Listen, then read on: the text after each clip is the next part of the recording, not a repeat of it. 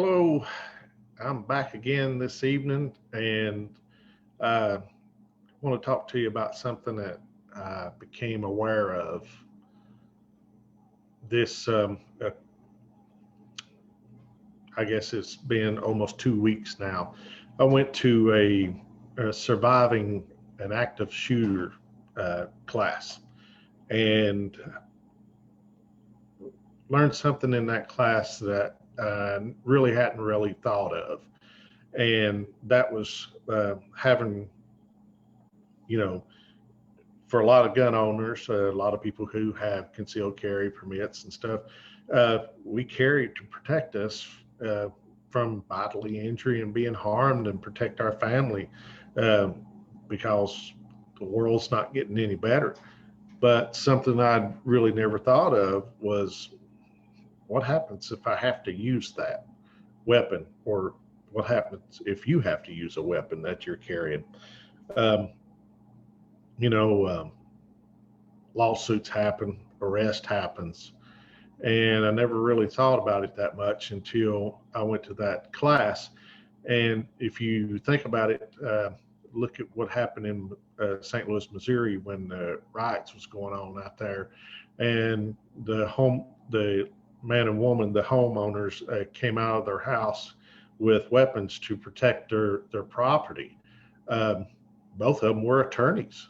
Um, but they come out and had firearms and weapons and protected their property. And the next thing you know, they're brought up on charges, uh, you know, for protecting their home. And what drove those charges was, uh, DAs in these areas that are run by liberals and uh, political climate, and they decide to press charges against these people. And, now they're going to be having to pay a lot of legal fees. Um, just yesterday, I remember seeing on the news that a bar owner who ended up uh, getting in a fight and with a couple of men and ended up having to shoot a guy and kill him. Um, First, they didn't charge him with anything.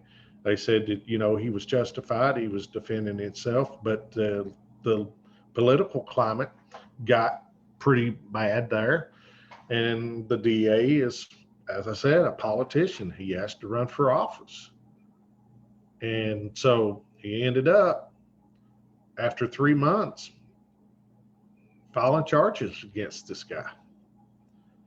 I think the guy's name was Jacob Garner, and they found him. He committed suicide this weekend. Um, an Iraqi war veteran. And so, did he commit suicide because he's basically going to lose everything he had if he had to pay an attorney to fight these charges?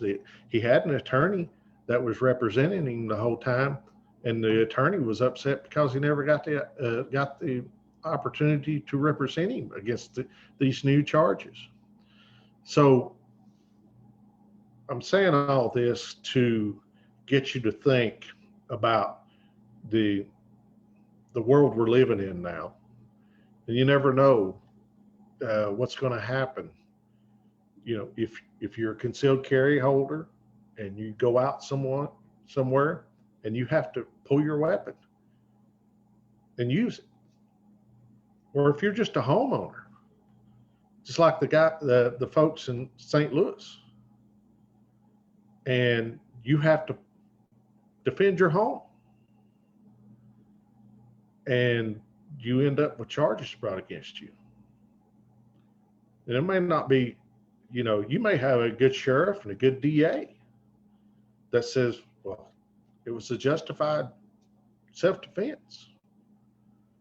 But the family of the victim, the criminal who was trying to assault you and hurt you, files a civil suit. Still got to pay for legal fees. And the world we live in today, and it's a shame. But this come to light to me, and I hadn't ever really thought about it. And so the reason why I'm sharing this is to bring it to light to you, and to let you know that you may want to consider protecting yourself as a gun owner, uh, as a concealed carry holder. Uh, you never know. There's organizations out there who, for really, if you think about it, for what you pay for life insurance, car insurance, hospital insurance, whatever, health insurance, uh, it's a small price to pay. You can get it for less than $150 a year to protect you and have legal representation that you can call if you ever need it. And I would suggest it's time to look at this stuff to protect you and basically protect your family, because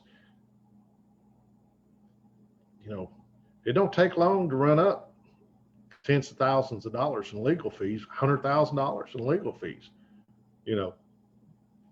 Bail. If you got put in jail, you have to have bail money so you can work. So I wanted to do this video this evening too, to kind of give you an idea. Like I said, I never thought about this, but it's time to think about it, because the world's not getting any better, and you never know.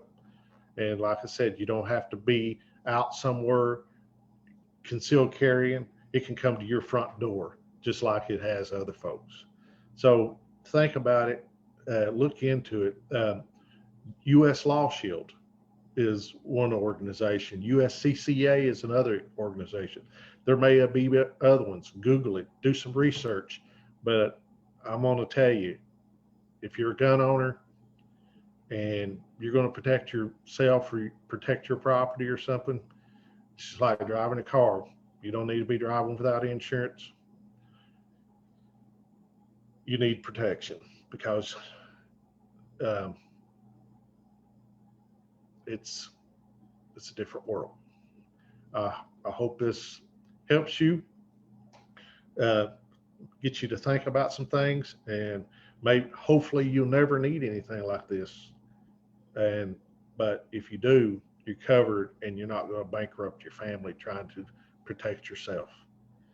So with that, check into it. Just want to throw this out here to help you. Have a good evening. Bye-bye.